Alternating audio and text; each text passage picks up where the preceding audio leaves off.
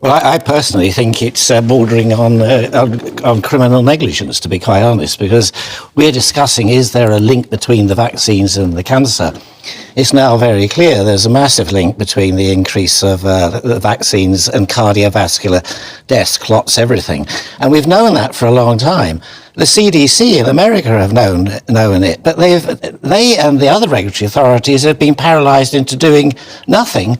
And people like me who speak up, they do everything they can to silence, threaten, report, court-martial the various things that they have.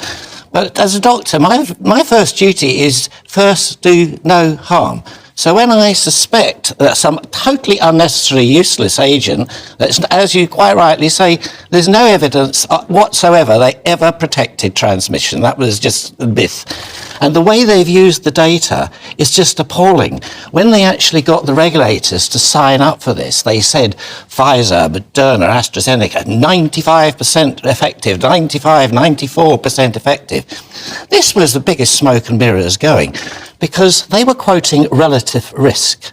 If you'd actually looked at absolute risk, the figures then were 0.84. Now, I'm not a statistician or a mathematician, I'm a real pragmatist, practical face. I want to know, how many people do I need to vaccinate before even on those figures you're going to prevent one infection?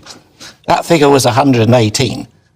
Now, I would know that it was a total waste of time going ahead with them, and they had fiddled the figures. Every paper trying to make out the vaccines were good or effective or did some use or save millions.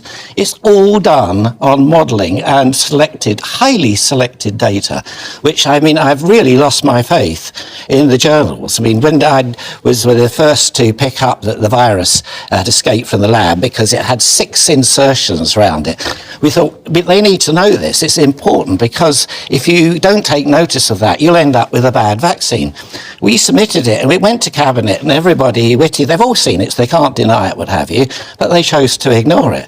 And then we sent it to Nature, Science, Virology, Lancet, and we got the same reply back.